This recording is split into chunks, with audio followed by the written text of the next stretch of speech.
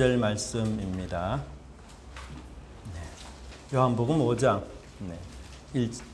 5장 1절부터 9절 말씀 한 절씩 교독하도록 하겠습니다. 그 후에 유대인의 명절이 되어 예수께서 예루살렘에 올라가시니라.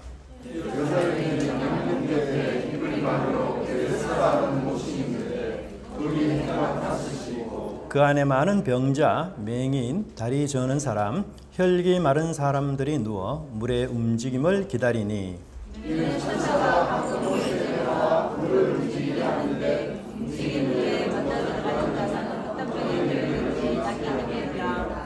거기 38해 된 병자가 있더라.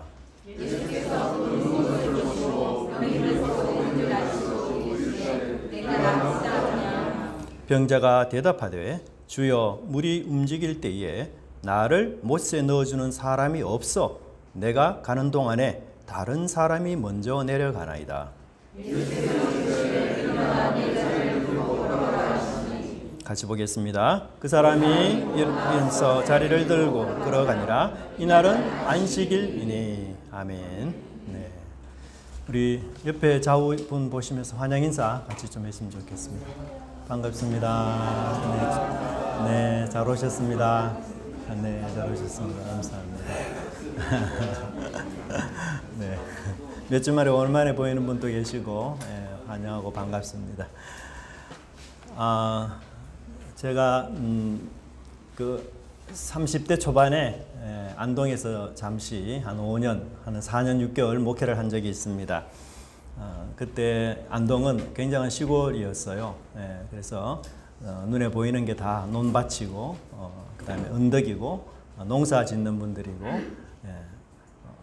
그 잠자리를 보고 메뚜기도 잡아서 구워서 먹기도 하고 여하튼 그런 시골 풍경에 한 4, 5년 이렇게 사역을 하다가 대도시 대구로 이렇게 범어동에 제가 처음에 이렇게 이사를 해서 그곳에서 성소유년 사역을 시작하게 됐습니다.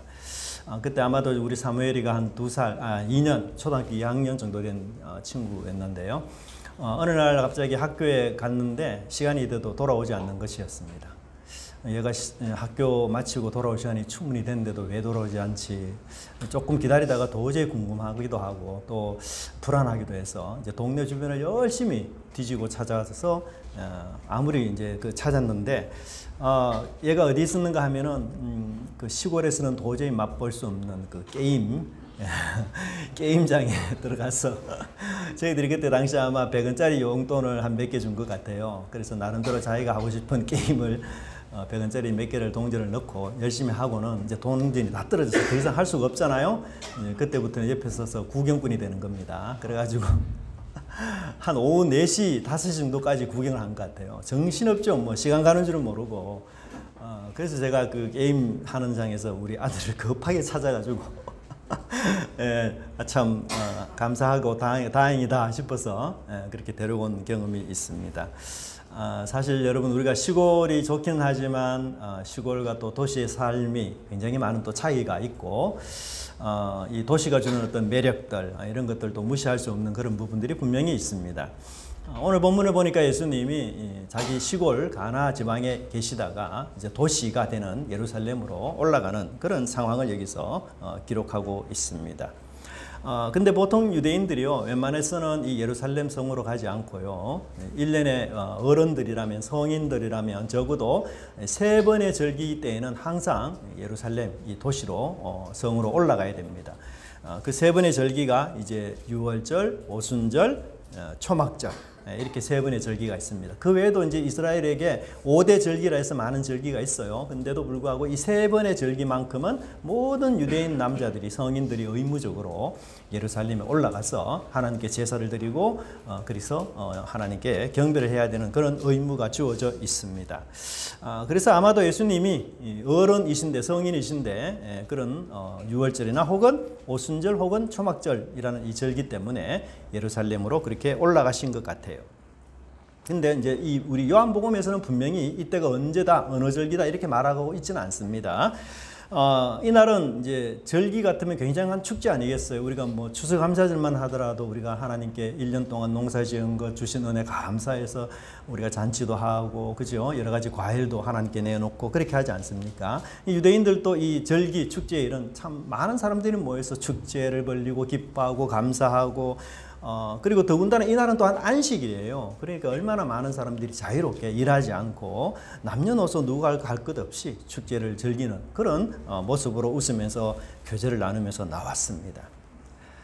그런데 정말 놀랍게도 예수님은 이 예루살렘에 초점을 맞추는 것이 아니고 2절에 보시면 예루살렘에 있는 양문 곁에 히브리 말로 베데스다라는 못이 있는데 거기 행각 5이 있고 라고 말씀하고 있습니다. 여러분 이제 많이 그게 고고학적으로는 훼손이 됐는데요. 학자들은 이곳을 유대인들 양문, 베데스다, 연못가라오 이렇게 많이 보고 있습니다. 예수님은 의외로 예루살렘에 아주 집중된 그 중요한 도시, 그리고 그 안에 성전, 하나님이 계신 곳이잖아요. 그 얼마나 귀한 곳입니까?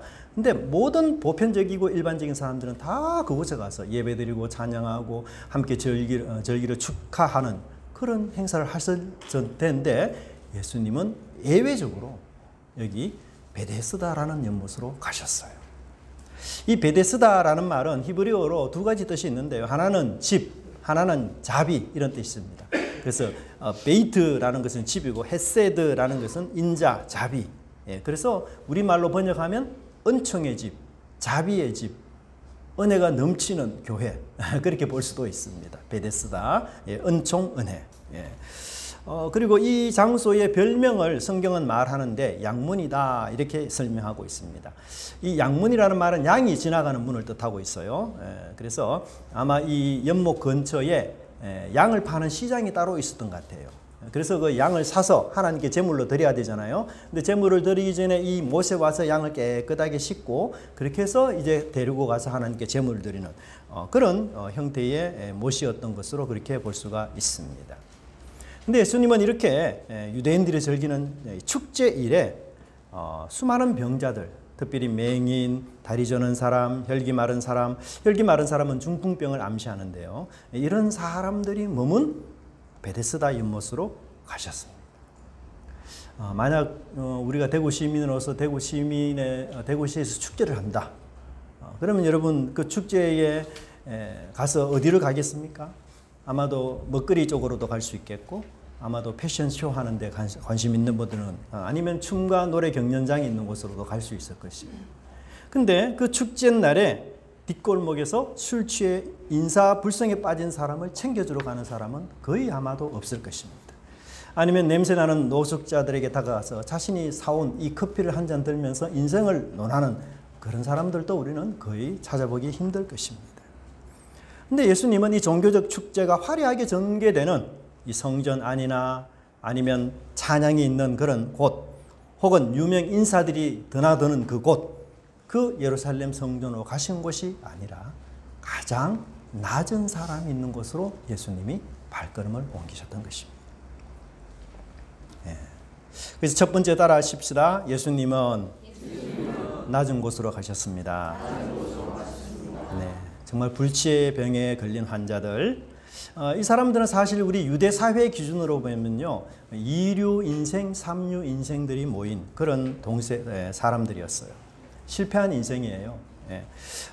왜냐하면 당시 유대인들은요, 어떤 사람이 질병이 있다는 것은 곧 무엇이다? 죄인이다 이렇게 봤습니다. 그래서 모든 유대인들은요, 질병이 있다는 사람은 이 사람은 하나님께 저주를 받아서 죄가 있어서 이런 큰 질병에 걸렸다. 하나님의 진노와 저주를 받은 사람이다. 이렇게 여겼던 것입니다. 물론 성경에서는 죄가 종종 질병과 연결되는 경우가 있기는 합니다. 그러나 질병이 곧 죄다. 이 등식은 항상 성립하는 것이 결코 아니에요. 만약에 여러분 죄의 결과가 질병이라면 건강한 아기는 왜 존재하는 겁니까? 뿐만 아니라 우리가 다른 사람의 죄와 실수 때문에 내가 병이 걸릴 수 있는 확률이 오늘 우리 사회는 훨씬 더 많아요. 금연하고 담배 피지 않는 사람도 폐렴에 걸릴 수 있어요, 없어요? 폐암이나 폐렴에 걸릴 수 있습니다. 왜? 미세먼지라든지 이웃이 피는 그 담배 연기 때문에 내가 폐암에 걸릴 수 있는 여지가 충분히 있어요. 하지만 유대인들은 천편일률적으로 이 질병이 죄의 결과로 온 것으로 이해하고 이렇게 불치의 병에 걸린 사람들을 2류, 3류 인생으로 분류했던 것이었습니다. 참 웃기지 않습니까? 예루살렘이라는 그 도시 공동체 내에 한쪽에서는 축제를 벌리고 웃음과 기쁨과 찬양의 소리로 하나님께 영광을 돌린다라고 부르는 사람이 있는가 하면 한쪽편에는 신음소리와 고통의 눈물로 불치의 병으로 인생을 한탄하며 알아누운 사람들이 있습니다. 한쪽에서는 걷고 춤추고 환호하고 박수치지만 베데스다 연못가 주변에서는 걷지도 못하고 뛰지도 못하고 주저앉은 채 축제 소리를 감상할 수밖에 없는 이런 모습이 예루살렘 도성이 가진 모순이었던 것입니다. 그들은 자기만의 축제를 즐기고 그들의 축제에는 환자나 병든 자, 죄인들은 출입 금지다. 2류 인생, 3류 인생은 여기 들어오지 못해. 유색 인종은 여기 들어와서는 안 돼. 라고 외치고 있는 것이었어요.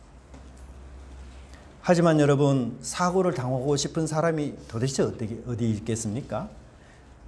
불의의 사고로 장애인이 되고 싶은 사람이 세상 어디 있겠어요? 여러분 중에서 남자로 여자로 태어나기 전에 그것을 결정하고 태어난 사람이 있습니까? 아무도 없습니다. 저도 할 수 있으면 꽃미남으로 태어나고 싶습니다. 근데 여러분, 이 세상에는 참 우리가 사는 이 세상에는 이 지구가 종말을 맞이하기까지 우리 예수께서 재림하실 때까지 강자와 약자, 가난한 자와 부자, 청년과 노인, 건강한 사람과 그렇지 못한 사람들이 항상 존재하는 곳이 바로 우리가 사는 이 지구 모습입니다. 예수님은 이런 세상 속에서 어디에 관심을 갖고 어디로 발걸음을 향하셨는가를 우리가 곰곰이 주시해 보면 우리 역시 예수님의 제자로서 누구에게 어떤 사람에게 관심을 가지고 섬기고 베풀고 나누는 삶을 살아야 할지가 성경에서 말씀해 주고 있습니다. 우리 그리스도인들은 자기를 기쁘게 하는 삶을 살면 안 된다. 그렇게 말하고 있습니다. 예수님의 제자들은 이웃을 기쁘게 하는 삶, 선을 이루고 덕을 세우는 삶을 살아야 한다. 그렇게 말씀하고 있습니다. 여러분, 예수님은 만왕의 왕이시고 만주의 주 아니십니까? 하나님의 아들 아닙니까? 그렇다면 이 예수님이 탄생할 때에 누구에게 예수님의 탄생 소식을 가장 먼저 알려야 될까요? 그렇게 고귀하고 그렇게 높은 분이 탄생했다면 당연히 누구에게요? 대제사장이나 종교 지도자들에게, 아니면 귀족들에게, 아니면 왕족들에게 알려야 마땅한 거 아니에요? 그런데 그 하늘의 아버지 하나님께서 예수님을 보내주셔서 그 탄생 소식을 누구에게 전했는가 하면 목동에게 전했던 것이에요. 여러분, 왜 하필이면 목동인 줄 아세요? 이 목동은 그 당시 사회적으로 2류, 3류 인생의 사람들이었습니다. 굉장히 낮은 평가를 받은 사람이 있어요. 왜냐하면 목동하는 일이 굉장히 고된 일이거든요. 여러분, 짐승을 이렇게 키우고 함께 지내면서 돌봐준다는 게 보통 이게 힘든 게 사실 아니에요. 그리고 그래서 그들은 되게 무식한 사람들이 많았어요. 자기 글도 잘 쓰지 못했습니다. 그리고 이 사람들은 좀 상습적으로 거짓말을 시킨다. 이런 사회적 평가가 있어서 이 사람은 사회 법정의 정인으로도 설 수 없는 그런 불신의 사람들이었습니다. 그리고 여러분, 양들을 보살피는 일에 있어서 출퇴근이 정시에 떨어질 수 있습니까? 그렇지 않아요. 도대체 양들이 언제 아플지 어떻게 합니까? 모르니까 무조건 대기. 그죠? 아프면 또 불어나게 달려가야 돼요. 그러다 보니까 자연적 이 유대교에서 행해지는 종교적 행사에 규칙적으로 참여하기가 너무 어려운 거예요. 근데 이런 직업이 있는 사람들이 또 있어요. 예수님 제자 중에서 누구죠? 어부들이 그래요. 어부들이. 그렇잖아요. 어부들이 금요일 날 배를 몰고 고기 잡으러 갔어. 근데 갑자기 천둥 번개가 쳐가지고 이 배가 돌아오지를 못하는 거예요. 그러면 안식일을 어겨야 돼요. 그래서 이 유대인 사회에서는요, 이렇게 안식일을 잘 지키지 못하는 사람들을 뭐라고 불렀는가 하면 땅에 속한 사람이다. 이렇게 불렀어요.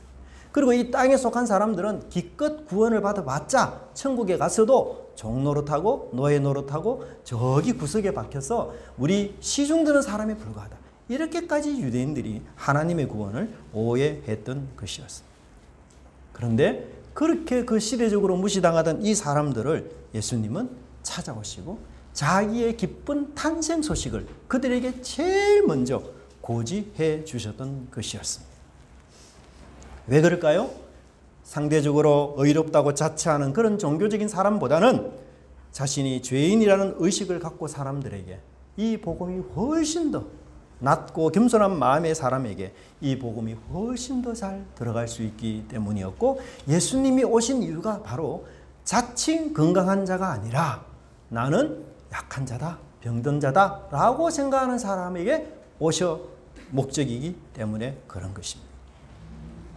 여러분, 예수님 하나님 아들 아닙니까? 그렇죠? 그러면요, 이 땅에 태어날 때 어떤 분으로 태어나고 싶어 하겠어요? 신분이 좋고 학벌도 너무너무 좋고 신체도 진짜 건강하고 아주 훌륭한 가문의 사람으로 그냥 몸짱, 얼짱, 연사마,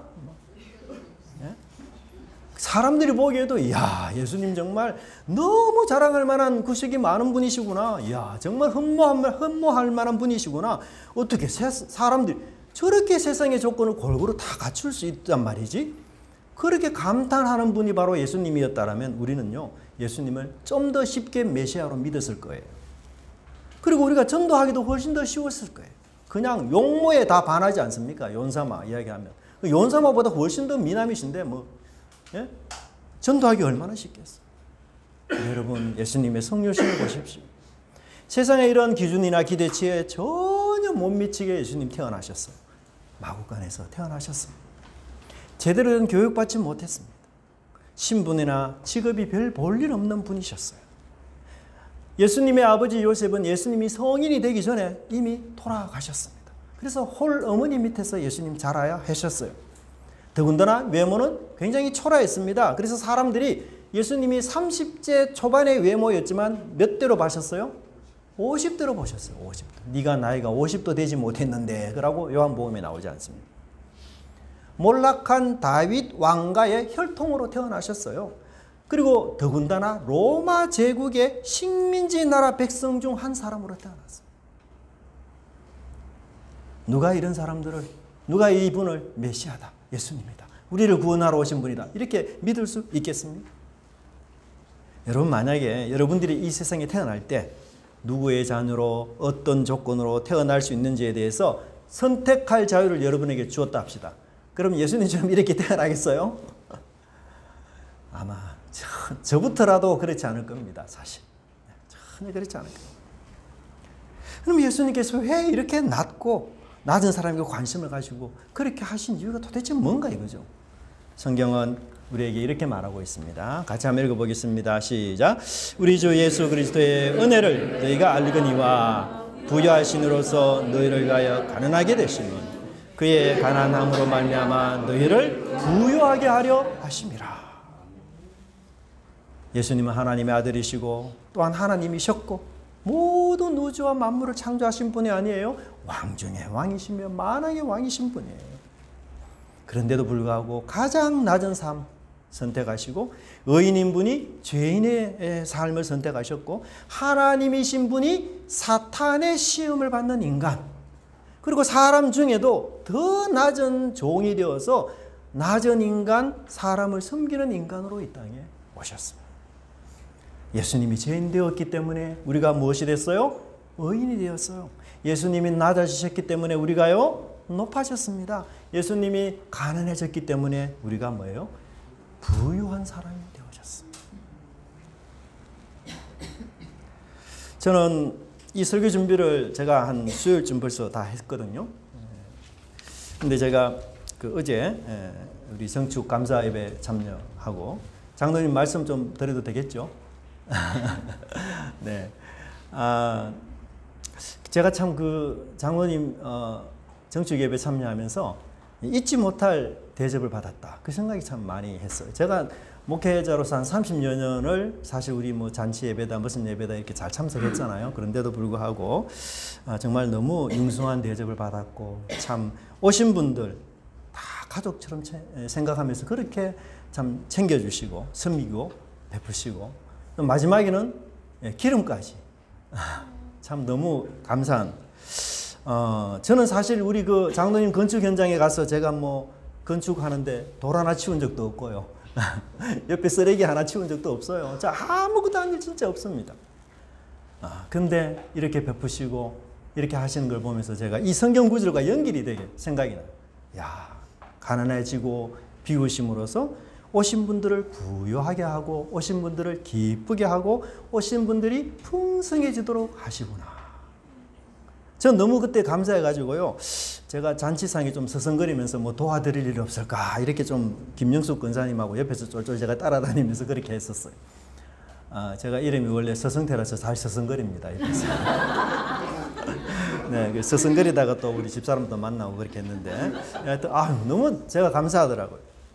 근데 제가 다시 우리 집에 와서, 저희 집에 와서 운전하고 집에 와서 곰곰이 누워서 생각해 보니까 우리 교회 성도님들이 너무 자기를 비우고 자기를 가난케 하는 일에 솔선수범을 하시더라고요. 보니까 시간을 내서 이 교회를 청소하면서 자기를 비우잖아요. 또 우리 주일학교, 또 우리 중고등부 청년 설교하면서 그 아낌없는 시간을 내서 또 자기를 비우면서 다른 사람들을 다 부유하게, 우리 주일학교 아이들을 부유하게, 우리 중고등부 청년들을 부유하게, 우리 작년 성경 공부 부유하게 만들기 위해서 그렇게 비우고 애쓰고, 또 교회에서 필요한 부분들 수리하고 정리하고 이 교회를 부유하게 만들기 위해서, 찬양으로 섬기기 위해서 주방에서 그렇게 또 열심히 봉사하고. 참, 우리 교회 성도님들이 정말 예수님을 닮아서 자기를 가난하게 하면서 우리 교회를 부유하고 이웃을 부유하게 하고 이웃을 기쁨을 주는 이런 멋진 삶을 살구나. 정말 우리 은혜가 넘치는 교회가 가족이다. 가족은 닮은 게 있어야 안 됩니까? 그죠? 정말 예수님의 성품을 닮아서 정말 그렇게 살아가는 아름다운 가족과 같은 그런 교회구나. 제가 그 생각을 참 마음에 간직해서 사실 잠을 좀 설렜어요. 참 너무 멋진 교회구나, 우리 교회가. 그런 생각이 들었습니다. 여러분, 우리가 내가 가고 싶은 곳이 아니라 예수님이 가시는 곳에 우리가 따라가야 합니다. 나의 관심이 중요한 것이 아니라 예수님의 그 관심이 바로 나의 관심이 되어야 하는 것입니다. 그래야 우리는 이 세상에 내 주변에서 들리는 그 신음소리, 전류, 애환, 슬픔, 힘든 그런 사람들의 소리에 귀를 기울이면서 하나님께 제사장으로 기도하고 또 그들을 복음으로 부유하게 만드는 그런 은혜가 있기를 간절히 바랍니다. 두 번째는 따라합시다. 전설에 빠져서는 안 됩니다. 네, 가짜 뉴스에 빠지면 안 돼요. 많은 불치의 환자들이 왜 여러분 베데스다 연못에 모였을까요? 그 이유가 무엇일까요? 5장 4절을 보십시오. 네.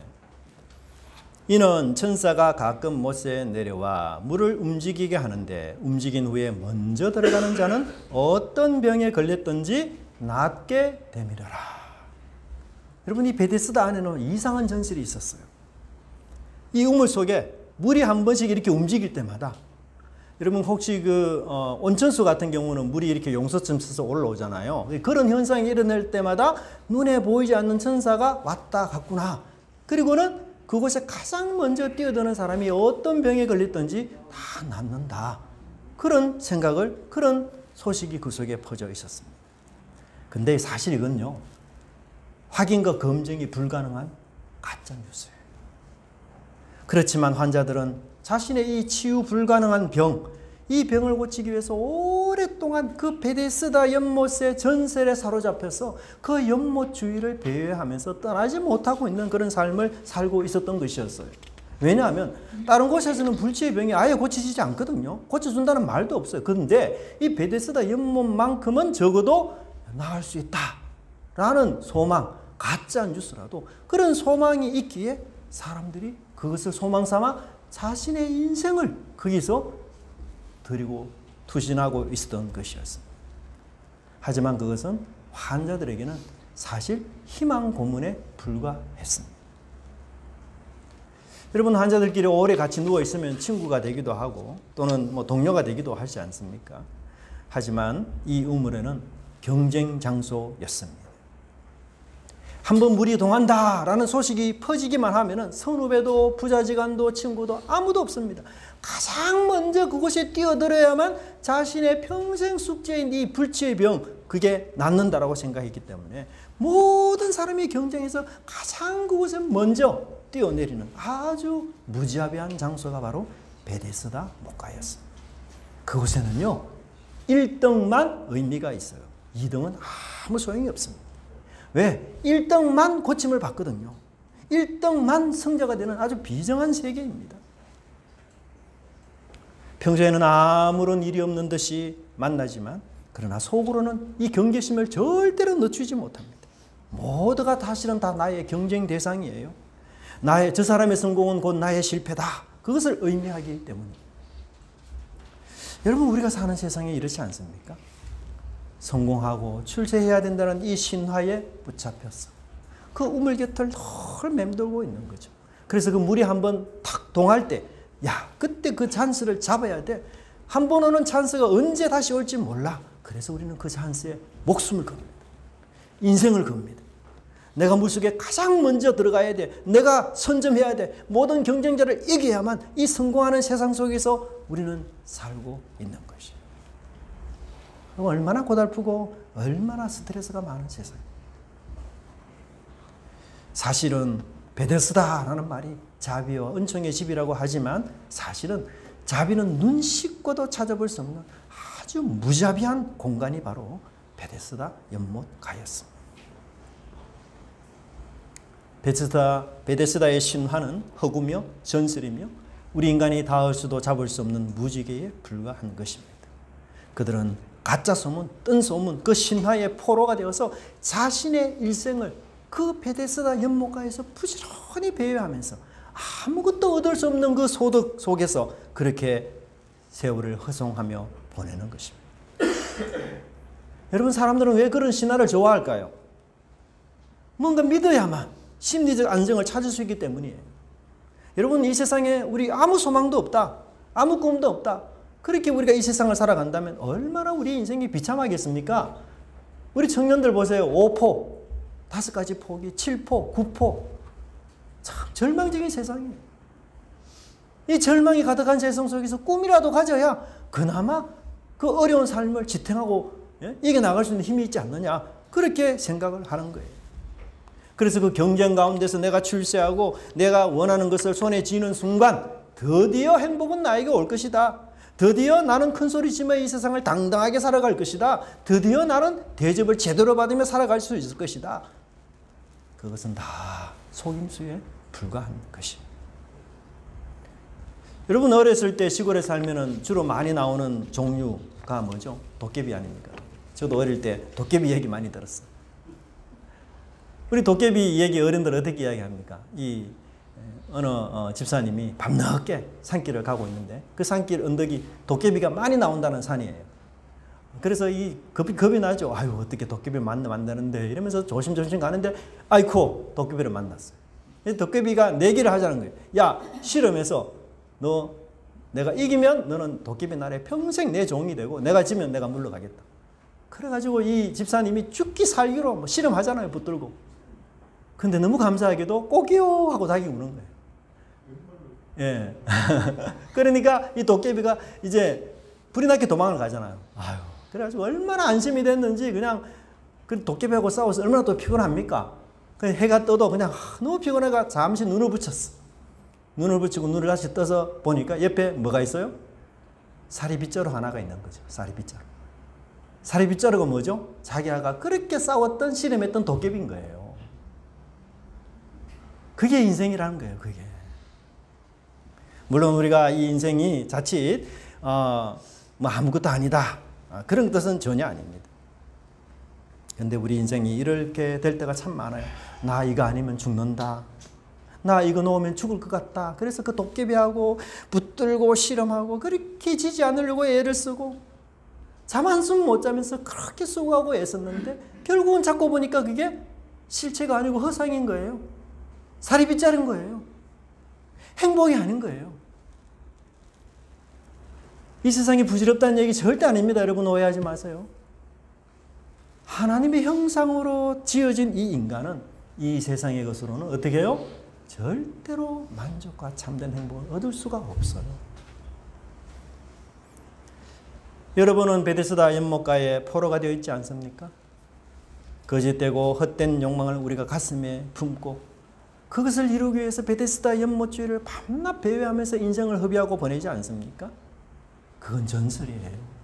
여러분의 인생을 결코 행복하게 해주지 못해요. 눈을 떠야 합니다. 살이 빗자리에 불과합니다. 세 번째 따라 합시다. 전설이 아닌 예수님을 만나야 됩니다. 요한복음 5장과 5절에 6절을 보시면 예수님은 그 병자 중에서 가장 오래된 환자, 가장 불가능하고 정말 가장 소망 없고 절망적인 환자 한 사람에게 예수님이 찾아오셨습니다. 그는 몇 년 동안요? 무려 38년 동안. 얼마나 참 비참한 인생입니다. 베데스다 연못 주위에 한가닥 소망을, 치유될 수 있다는 그 한가닥 소망을 가지고 그 주위를 그렇게 맴돌았지만 단 한 번도 기회를 잡을 수 없었어요. 38년 동안. 그래서 그의 마음속에는 깊은 증오와 미움이 도사리고 있었습니다. 그가 5장 7절에 이렇게 대답하는데요. 주여, 물이 움직일 때에 나를 못에 넣어주는 사람이 없어 내가 가는 동안에 다른 사람이 먼저 내려가나이다. 야, 어떻게 나를 도와준 사람이 이렇게 없냐. 세상의 모든 사람들이 자기 원수처럼 보였던 것이. 나는 피해자다. 이 세상과 이 사회가 나를 이렇게 만들고 있어. 여러분, 우리도 자칫 이 베데스다 연못에 38년 된 환자처럼 피해 의식을 갖고 이 세상을 살아갈 수가 있어. 야, 그때 만났던 그 사람 때문에 내 인생이 이 모양 이 꼴 되었어. 야, 그때 내가 이렇게만 결정했다면 다른 결과가 왔을 텐데. 아유, 내가 이런 실수만 하지 않았더라면 내 인생이 활짝 폈을 텐데. 여러분, 과거의 이런 후회와 탄식은 우리를 앞으로 나아가지 못하게 만들어요. 그래서 그 과거의 동굴, 과거의 망령에 사로잡혀 살아가고 있습니다. 그런 사람들은요, 현실을 똑바로 하지 못해요. 현실은 불평과 원망으로 살아갈 수밖에 없어요. 38년 된 병자처럼. 여러분, 우리가 우리 인생을 새롭게 만들기 위해서 과거를 살피고 그 과거를 우리 반성하는 거 중요해요. 하지만 과거에 붙잡혀서는 안 되는 것이에요. 과거에 노예가 되어서는 안 되는 것이에요. 놀랍게도 예수님은 이 38년 된 환자에게 뭐라고 질문하셨습니까? 내가 낫고자 하느냐? 허허, 예수님 질문 여러분 이상하다는 생각 안 듭니까? 아니, 베데스다 연못가에 온 사람은 기본적으로 낫기 위해 온 거지. 그렇잖아요? 기본적으로. 너무 말씀이 이상합니다. 다 낫기 위해서 오는 거지 그냥 안 낫기 위해서 오는 사람이 있습니까? 아마 그렇게 반대 질문할 수 있을 거예요. 근데 예수님은 이 38년 환자에게 내가 낫고자 하느냐. 여러분, 병원에 가면요, 불치의 병에 걸린 환자들이 많죠. 근데 입으로는 낫기를 원한다 하지만 실제로 자기 병이 나을 것이라는 것을 믿지 않는 환자들이 굉장히 많다고 합니다. 그 불치의 병이 오래 가면요, 그걸 알아요, 본인이. 그래서 이분이 미우라 아야코입니다. 일본 사람이죠. 이 사람이 척추결핵으로 무려 14년 동안 누워 있었어요. 척추결핵으로. 꼼짝도 못하고. 이분은 그런 오랜 동안 병상 생활을 하면서 낫기를 포기했어요, 이미.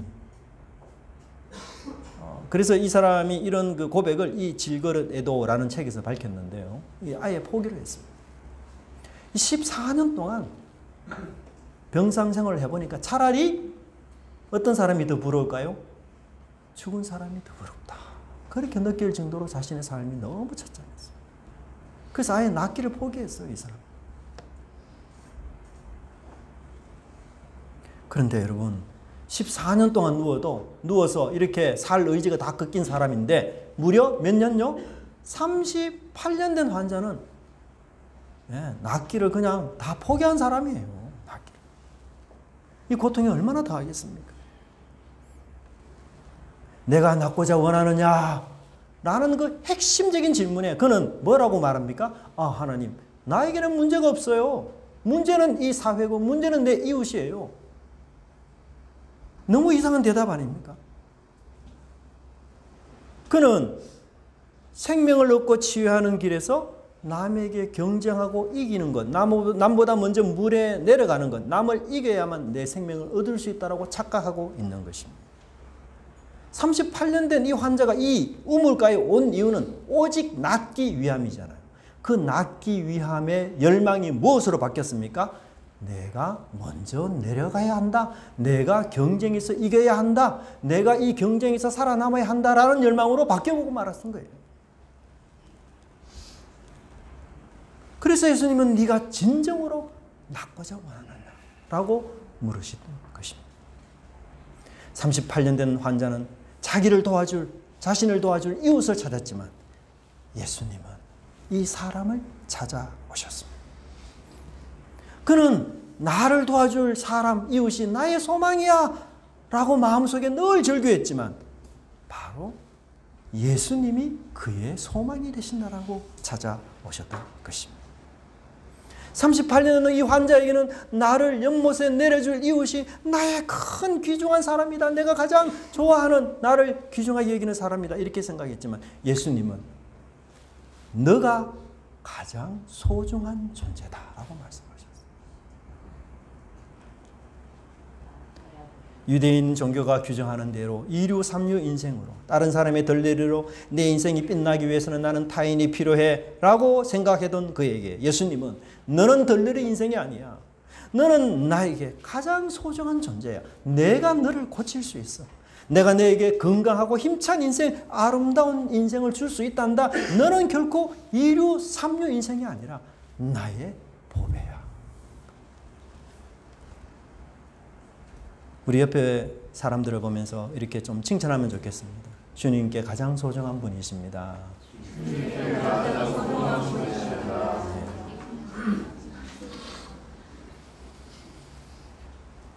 38년 동안 베데스다 전설 주변에 그는 있으면서 이 베데스다 전설에 헌신하고 올인하고 자기 인생을 송두리째 그 베데스다 연못에 자기 인생을 다 드렸어요. 하지만 전설이 아니라 하나님의 아들이신 예수께서 그의 불치의 병을 치료하시고 완전히 낫도록 회복시켜 주셨습니다. 그의 새로운 인생은 예수님을 만남으로 시작이 되었습니다. 전설은 그의 인생에 아무런 변화도 주지 못했습니다. 그는 그토록 38년 동안 그 전설에 매여 헌신했지만 전설은 그를 외면했습니다. 하지만 예수님은 이 38년 된 환자를 친히 찾아오셔서 그를 치료하실 뿐만 아니라 일어나 걸어갈 수 있는 힘을 그 환자에게 주셨습니다. 여러분 38년 동안 누워있는 사람 단번에 일어날 수 있겠어요? 절대로 못 일어납니다. 근육이 다 빠져서요 일어날 수 없어요. 재활훈련 거쳐서 오랜 시간이 지나야 그래서야 일어날 수 있어요. 걸을 수 있어요. 근데 예수님 어떻게 말씀하셨어요? 그 사람이 곧바로 즉시 일어나 38년 된 환자가 힘을 얻어서 근육의 힘을 얻어서 그렇게 온전하게 치유해 주셨던 것입니다. 2000년 전 중증 장애인을 주님은 찾아오셨습니다. 그러나 주님 오늘도 우리에게 찾아오십니다. 남보다 내가 먼저 내려가야 1등이 되어야 이 경쟁사회에서 행복할 수 있어, 살 수 있어 라고 생각하는 우리에게 주님 뭐라고 말씀합니까? 너는 이미 나에게 소중한 존재야. 보배로운 존재야. 너는 나에게 귀한 존재야. 내가 너와 함께 한다면 너는 세상을 이길 수 있어. 내가 너와 함께 한다면 너의 연약함도, 너의 불치의 병도, 너의 부족함도 전혀 문제되지 않아. 나를 믿는 믿음이 있다면 너는 세상을 이길 수 있는 영적 거인이 되는 거야. 영적 거인이 되고 싶습니까, 여러분? 낫고자 하는 열망이 있습니까? 우리 주님과 함께 만나서 그 전설을 이기고 복음으로 거듭나서 주님을 기쁘게 하는 저와 여러분의 삶이 되길 간절히 바랍니다. 기도하겠습니다. 하나님 아버지 감사합니다. 전설과 세상의 여러 짝퉁 뉴스에 포로가 되어서 살아가는 미련한 인생 가운데 주님 가장 절망적인 죄인 환자 하나를 찾아오셔서 낳고자 원하시느냐 물으시고 네가 연약하고 네가 질것이라 할지라도 너의 믿음 속에는 우주를 창조하신 하나님이 계신다는 사실을 일깨워 주셨으니 진심으로 감사함을 드리옵나이다. 주님, 이제 제 마음에 주께서 주인으로 오셔서 저를 다스려 주시옵소서. 주님을 믿는 그 믿음으로 이제 영적 거인이 되어서 더 이상 세상의 전설에 빠지지 않고 복음을 전하는 믿음의 일꾼, 복음으로 이웃을 부유하게 만드는 그런 믿음의 사람 되기로 결심하는 은혜가 저희들에게 있기를 간절히 바라고 원하옵나이다. 예수님의 이름으로 기도드리옵나이다. 아멘.